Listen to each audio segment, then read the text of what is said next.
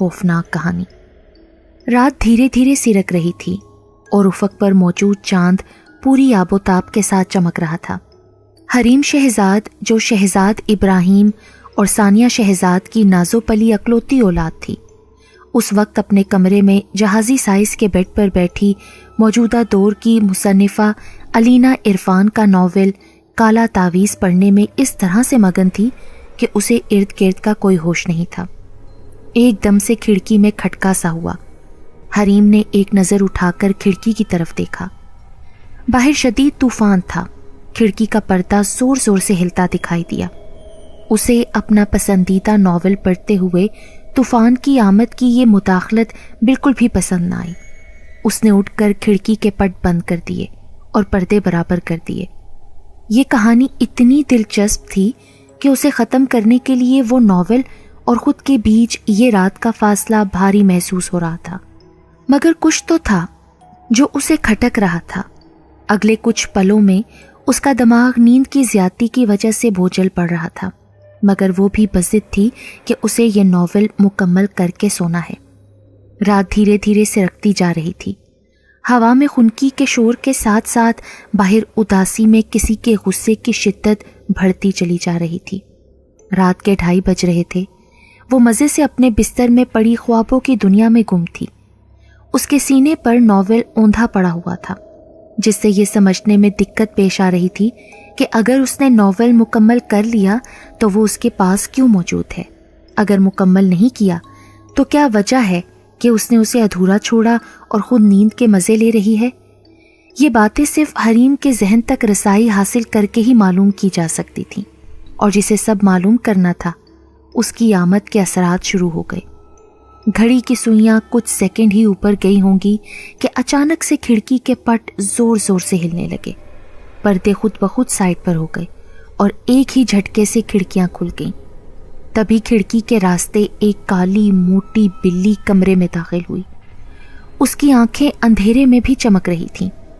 ایک ہی جست میں وہ سوئی ہوئی حریم کے بستر پر چڑھ گئی اور سرہانے بیٹھ کر اس کے بالوں میں اپنے پنجے ایسے چلانے لگی جیسے کوئی ماں پیار سے اپنی بیٹی کے بالوں کو سہلاتی ہے۔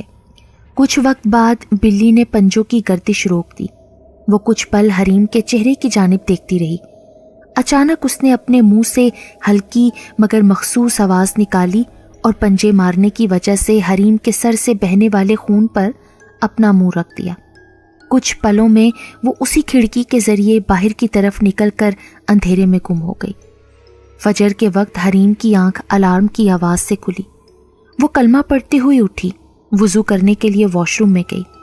جب واپس آ کر اس نے کمرے کی لائٹ آن کی تو اس کے بستر پر پڑے کالی بلی کے بال ایک دم سے غائب ہو گئے۔ نماز ادا کرنے کے بعد حریم نے قرآن پاک کی تلاوت کی اور باہر لان میں چلی آئی۔ کچھ دیر شبنم بھری گھاس پر ٹہلنے کے بعد وہ پودوں کے پاس لگے جھولے پر بیٹھنے کے لیے آگے بڑھی تو وہ جھولا خود سے جھولنا شروع ہو گیا، حالانکہ اس وقت ہوا بھی نہیں تھی۔ ان واقعات کو حریم نے مکمل طور پر نظر انداز کیا اور جھولے پر بیٹھ کر سکون سے آنکھیں بند کر لیں۔ اس بات سے انجان کہ سامنے کمرے کی کھڑکی میں بیٹھی سیاہ بلی کو اس کا یہ انداز بالکل بھی پسند نہیں آیا تھا۔ روز کی طرح حریم کی کنپٹی کے پاس سے درد کی ٹیسیں اٹھ رہی تھیں۔ اسے لگتا تھا جیسے روز ہی اس کے سر کو آپریشن کیا جاتا ہو اور وہاں سے آہستہ آہستہ سب کچھ باہر نکالا جاتا ہو، مگر وہ نئے دور کی پڑھی لکھی لڑکی تھی۔ اس نے اپنا دھیان ایسی باتوں سے ہٹا کر سر جھٹکنے کی کوشش کی۔ وہ حیران تھی کہ اس نے ایسی عجیب باتیں کب سے سوچنا شروع کر دی ہیں۔ کالج جاتے ہی گیٹ میں اسے اپنی اکلوتی دوست عائشہ مل گئی، جو ایک ہفتے کی چھٹیاں لے کر اپنے گاؤں گئی ہوئی تھی۔ وہاں اس کے دادا کی حویلی تھی۔ عائشہ کے والد صاحب کے 2 بھائی اور ایک بہن تھے جو کہ گاؤں میں رہتے تھے۔ عائشہ کے والد چونکہ آرمی آفیسر تھے تو انہوں نے اپنی فیملی کو اپنے ساتھ اسلام آباد میں رکھا ہوا تھا، جبکہ حریم کے والد اکلوتے تھے اور اس کی والدہ کے 2 بھائی یورپ میں رہتے تھے۔ حریم کے ماموں چاہتے تھے کہ حریم یہ سال اپنی پڑھائی یہاں مکمل کرے اور پھر ہائر ایجوکیشن کے لیے ان کے پاس چلی آئے، لیکن اس کی اپنی خواہش یہ تھی کہ وہ اپنے والدین کے پاس رہ کر ہی تعلیم جاری رکھے۔ اور ساتھ ساتھ اپنے بابا کے بزنس میں ان کا ہاتھ بٹائے۔ اکلوتی ہونے کے باوجود اس کی طبیعت میں نرمی سی تھی اور وہ بلا اعتراض والدین کی بات مان لیا کرتی تھی۔ ان کے گھر میں کوئی اور بھی تھا جسے حریم کے گھر سے باہر نکلنے پر بھی اعتراض تھا، اور وہ تھی اس سیاہ بلی کی مالکن صوفیہ احمد۔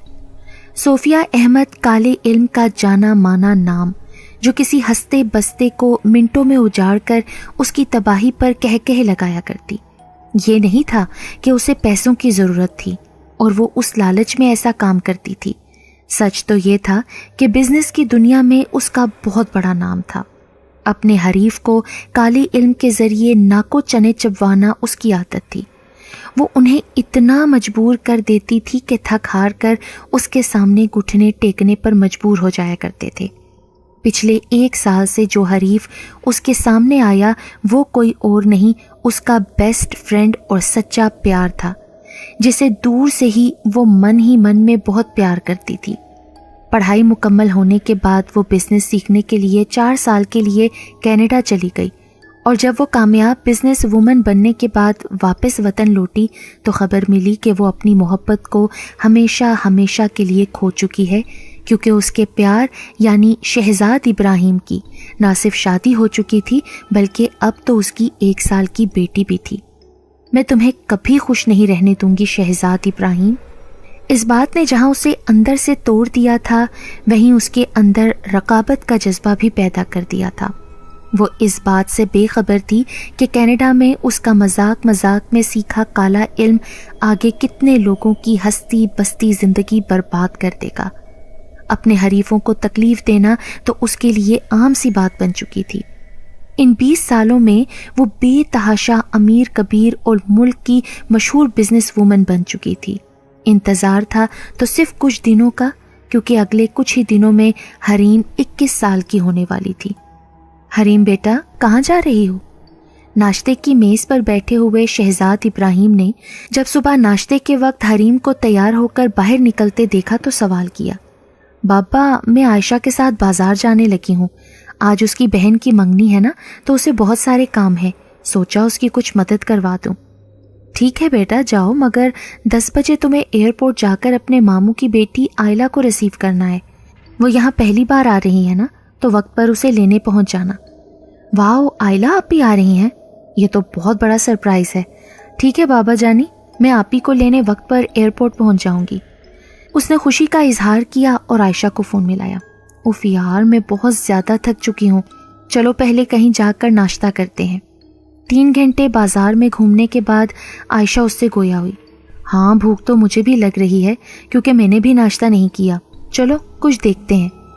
یہ کہہ کر حریم اسے کیفے میں لے آئی اور کھانے کا آرڈر کیا۔ او نو، مجھے تو ایئرپورٹ پہنچنا تھا۔ حریم کو اچانک سے یاد آیا اور وہ اٹھ کھڑی ہوئی۔ کہاں جا رہی ہو؟ اپنا ناشتہ تو مکمل کر کے جاؤ۔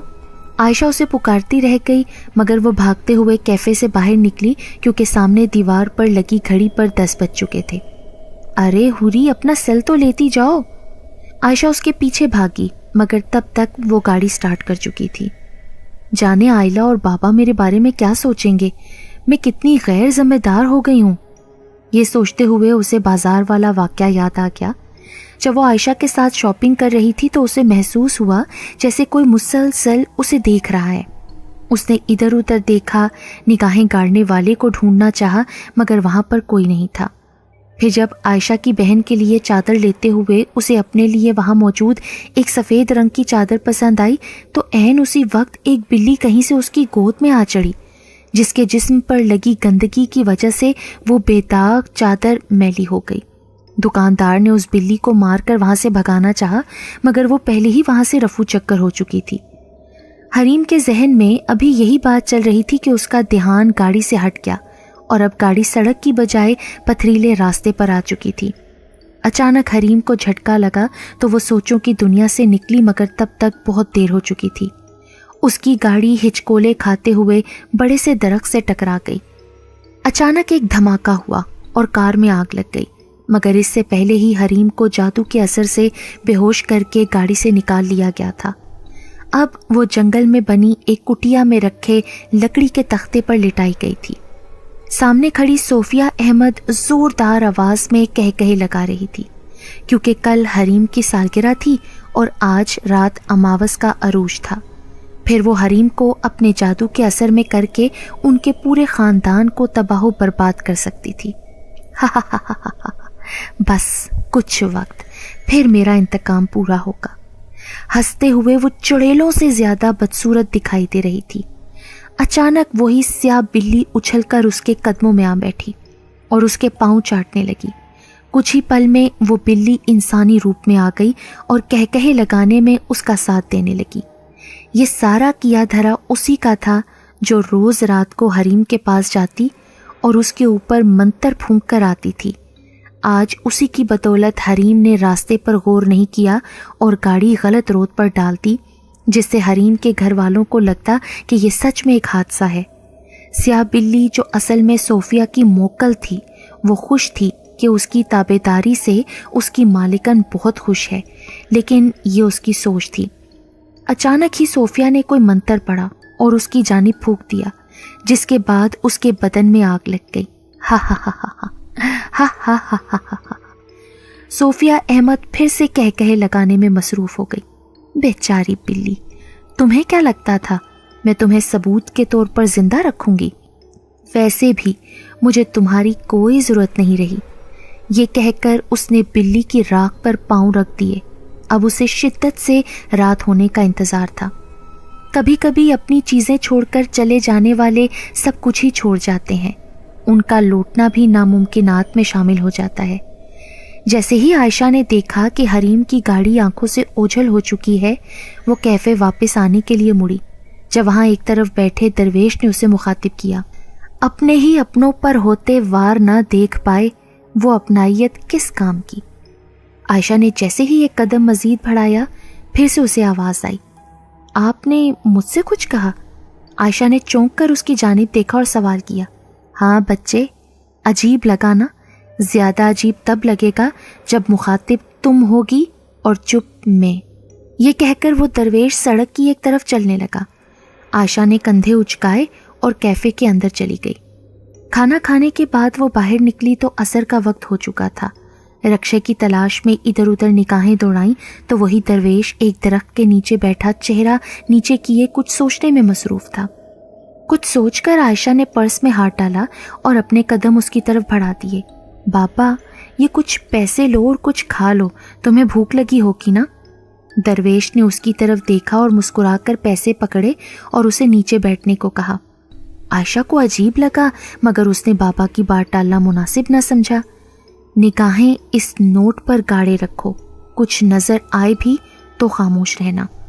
उस दरवेश बाबा ने नोट को उसकी आंखों के सामने किया और आंखें बंद करके कुछ पढ़ने लगा। कुछ देर आयशा उस खेल को दिलचस्पी से देखती रही, मगर वो उकता कर निगाहें बदलने वाली थी कि उसकी चीख निकल गई। सामने नोट पर एक मंजर दिखाई दे रहा था, जहां तख्ते पर किसी को लिटाया गया था और सामने एक भयानक उलझे बालों वाली औरत हाथ में छुरी पकड़े कुछ पढ़ने में मसरूफ थी। आयशा की चीख बेसाख्ता थी कि नोट में नजर आती उस औरत ने एकदम से आंखें खोल दी। उसकी आंखों में वहशत आग की सूरत दिखाई दे रही थी। आयशा को उसकी आंखों में जिसका अक्स नजर आया, उसे देखकर आयशा बेहोश हो गई। कौन है वो जिसे मेरे अज़ाइम की खबर हुई? कौन है वो आखिर? सोफिया अहमद तैश और गुस्से में सोचे जा रही थी, क्योंकि ये पहली बार हुआ था जब उसका ध्यान अपने जाप से हटा था। मेरा इल्म मुझे कुछ बता नहीं पा रहा कि किसकी हिम्मत हुई जो वो मुझ पर नजर रखे। वो उस वक्त अपने हवासों में ये तक भूल गई कि उसे ये जाप मगरिब से पहले मुकम्मल करना है, और सूफी साहब यही तो चाहते थे। सूफी साहब यानी दरवेश अपने वक्त के जाने माने आमिल थे, जो किसी भी वक्त कहीं भी सफ़र के लिए चल देते थे। उनका गुजर बाजार से हुआ, जहां वो पहली बार हरीम से मिले, और उन्होंने उसके सर पर मंडलाता हुआ साया पहचान लिया था, जो किसी आम इंसान को नज़र नहीं आता था। उन्हें ये सब अजीब लगा तो अपने इल्म से सब कुछ मालूम कर लिया, और अब दरवेश की सूरत वो आयशा को हरीम के साथ हुए वाक़यात और सोफिया अहमद की सच्चाई बता चुके थे। बाबा जी, अब क्या होगा? मैं अपनी दोस्त को इस डाइन के चुंगल से कैसे छुड़ाऊं? عائشہ کو ہوش آیا تو وہ جنگل میں بنی ایک کٹیا میں موجود تھی جہاں صرف ایک جائے نماز رکھی ہوئی تھی۔ معلوم ہوتا تھا جیسے وہ جگہ صرف عبادت یا چلہ کاٹنے کے لیے استعمال ہوتی ہے۔ بچے، یہ کام اتنا مشکل بھی نہیں ہے اور آسان بھی نہیں۔ مشکل اس لیے نہیں کہ میرا علم صوفیہ احمد سے کئی گنا زیادہ ہے، میں اسے یہاں بیٹھے بیٹھے بھسم کر سکتا ہوں، اور مشکل یہ ہے کہ اس نے اپنی اس موکل کو اپنے ہی ہاتھوں مار دیا جس کے ذریعے وہ کچھ برسوں سے حریم کا دماغ اپنے قابو میں کر رہی تھی۔ لیکن یہ تو اچھی بات ہے نا؟ اچھی بات ہے کیونکہ ایسے صوفیہ احمد کی طاقت کمزور پڑ گئی ہے، مگر مشکل یہ ہے کہ اس موکل کے کہے کلمات کے بنا تمہاری دوست واپس کبھی انسانی صورت میں نہیں لوٹ سکتی۔ میں تمہیں کچھ دکھاتا ہوں۔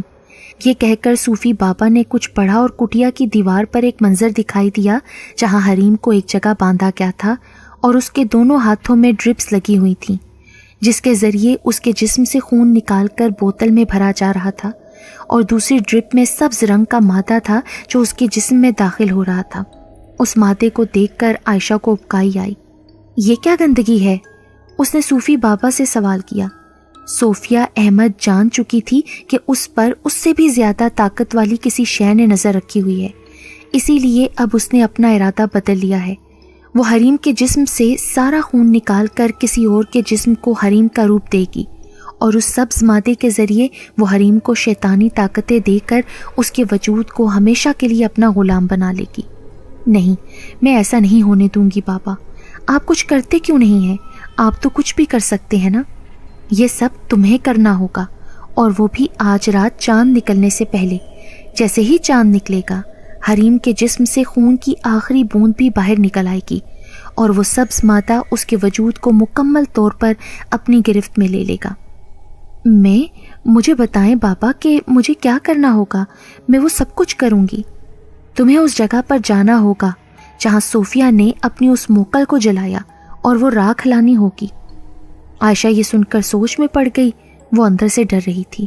ڈرو مت، میں اپنی علم سے صوفیہ احمد کو الجھا کر رکھتا ہوں، تم اپنی آنکھیں بند کرو۔ اس نے ایسے ہی کیا۔ بچے، اب اپنی آنکھیں کھولو۔ عائشہ نے آنکھیں کھولی تو دیکھا کہ وہ صوفی بابا کی کٹیا میں نہیں بلکہ حریم کے گھر کے اندر موجود تہہ خانے میں کھڑی ہے۔ اسے حیرت محسوس ہوئی اور وہ آگے بڑھنے لگی۔ سامنے دیکھ کر اس کے رونگٹے کھڑے ہو گئے، کیونکہ حریم یہی موجود تھی اور اسے لگی خون کی ڈرپ میں بس تھوڑی سی جگہ خالی بچی تھی، اور سبز مادے والی بوتل میں تھوڑا سا مادہ رہ گیا تھا۔ اس نے بنا دیر کیے فرش پر بکھری ساری راکھ کو سمیٹنا شروع کر دیا۔ اے لڑکی، ہا ہا ہا ہا، تم مجھ سے بچ کر کہاں جا رہی ہو؟ جیسے ہی وہ ساری راکھ کو مٹھی میں لیے کھڑی ہوئی، اچانک اس کا سامنا صوفیہ احمد سے ہوا جو انسان کم اور بلا زیادہ لگ رہی تھی۔ عائشہ کو خوف محسوس ہوا، لیکن اس نے بے ساختہ راکھ والی مٹھی کو اپنے پیچھے کیا اور مٹھی کھول دی، کیونکہ اس کے کانوں میں صوفی بابا کی آواز پڑ رہی تھی جنہوں نے اسے کہا کہ مٹھی کھول دو، وہ یہ راکھ لے رہے ہیں۔ میری بات کا جواب دے لڑکی۔ میں عائشہ ہوں، حریم کی دوست جو یہاں حریم کو بچانے آئی ہے اور تمہیں جہنم واصل کرنے۔ عائشہ جو پہلے خوف کے مارے کبھی بول بھی نہیں پا رہی تھی، اس نے جیسے ہی صوفی بابا کو صوفیہ احمد کے پیچھے کھڑے پایا، اس کی جان میں جان آ گئی۔ میرے سامنے زبان درازی کرتی ہو، ابھی مزہ چکھاتی ہوں۔ یہ کہہ کر صوفیہ احمد نے منہ میں کچھ پڑھا اور عائشہ کی طرف پھونک ماری، جس نے آگ کے شعلے کی شکل دھار لی۔ ابھی جیسے ہی وہ آگ عائشہ کی طرف بڑھنے لگی، اچانک کہیں سے سیاہ بلی نے اس شعلے پر جھپٹا مارا اور اسے عین صوفیہ کے سر پر دے مارا، جس سے اس کے بدن میں آگ لگ گئی۔ تو تمہیں تو میں نے اپنے ہاتھوں سے جلایا تھا، پھر تم زندہ کیسے ہو؟ صوفیہ احمد نے حیرت کے مارے اپنی اس موکل سیاہ بلی سے سوال کیا جو اب انسانی روپ دھار چکی تھی۔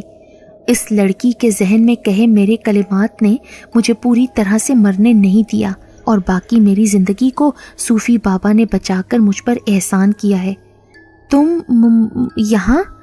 صوفیہ نے مزید حیرت سے اپنے پیچھے کھڑے صوفی بابا کو دیکھا جو دراصل شہزاد ابراہیم تھے، لیکن وہ خود اپنی بیٹی کو نہیں بچا سکتے تھے، اس لیے انہوں نے عائشہ اور اس سیاہ بلی کی جان بچا کر اس کی مدد طلب کی۔